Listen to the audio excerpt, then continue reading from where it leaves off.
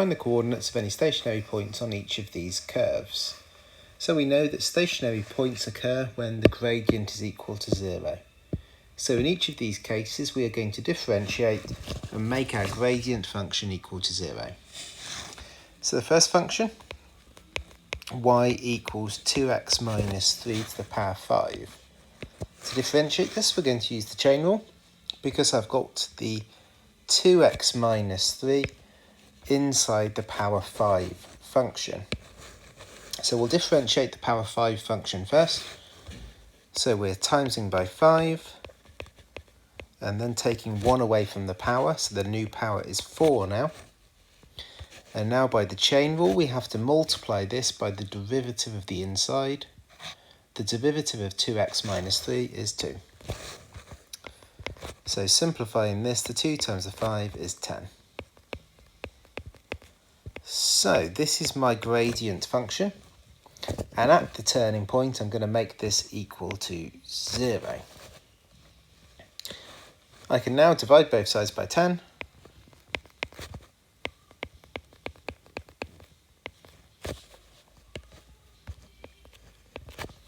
And then solve the equation.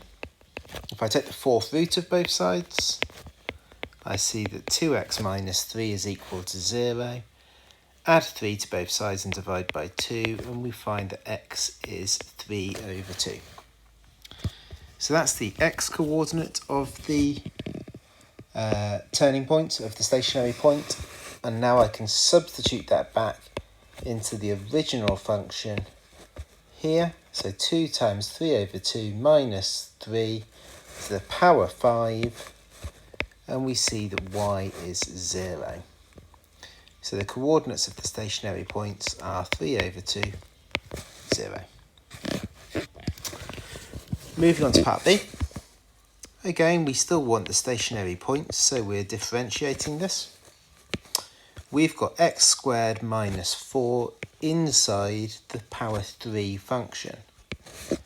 So we're going to times by 3 and then take 1 away from the power, which is 2.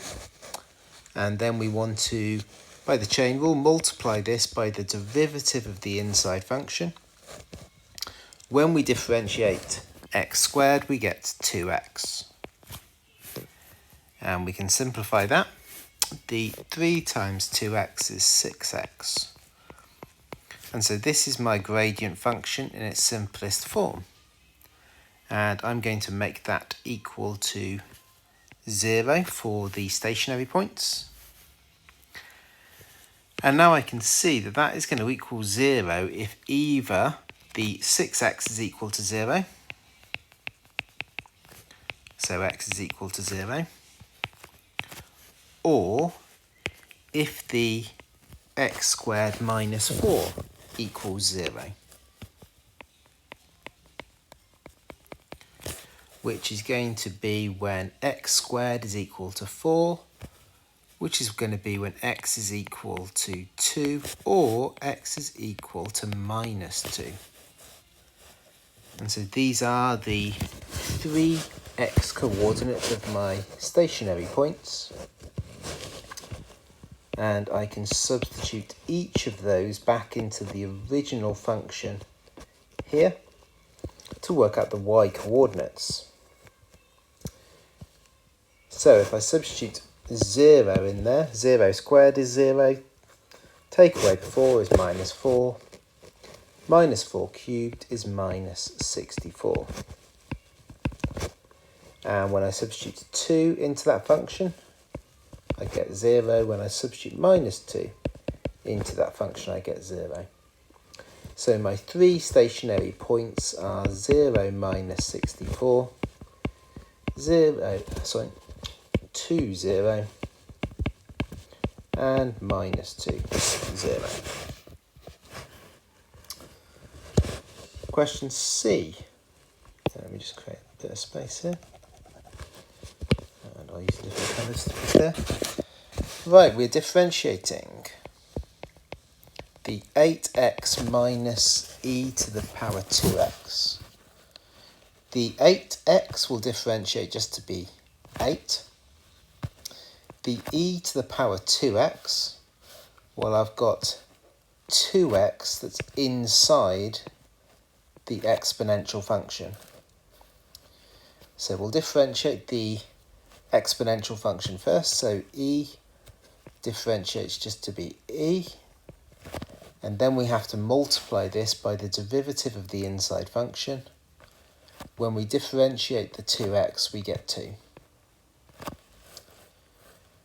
And now I'm going to make that equal to 0 for the stationary points. I can add the 2e to the power 2x on both sides and divide both sides by 2. And now I'm going to take natural logarithms of both sides here. So take ln of both sides. That's going to cancel the e out, and I'll just get 2x is equal to ln 4. Now ln 4, because I can write 4 as 2 squared, I can simplify that. And then I can take that 4 to the power 2 and move that to the front. So I get 2x is equal to 2 ln 2. Divide both sides by 2, and I found that x is ln 2. So that is the x coordinate of my stationary point. If I now substitute that back into the original function here and here, that will give me my y coordinate. So y is equal to 8 ln 2 minus e to the power of 2 ln 2. And I'm just going to rewrite this 2 ln 2 as being ln of 2 squared, or ln 4.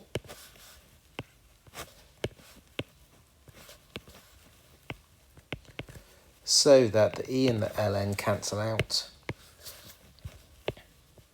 Oops. And I just get 4. So y equals 8 ln 2 minus 4. And the coordinate of my stationary point then, the x coordinate is ln 2, the y coordinate is 8 ln 2 minus 4. And then the fourth question here. First thing I'm going to do to differentiate this is I'm going to rewrite it as 1 plus 2x squared to the power of 1/2. And now to differentiate this, we have got the 1 plus 2x squared that is inside the power half function. So let's differentiate the power half function first by multiplying by 1/2, taking 1 away from the power. And now I'm going to multiply this by the derivative of the inside function.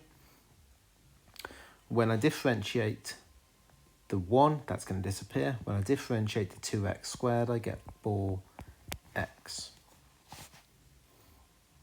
So this will then simplify. The half times the 4x is 2x. And then I'm going to take that negative half power and I can move that to the denominator like this.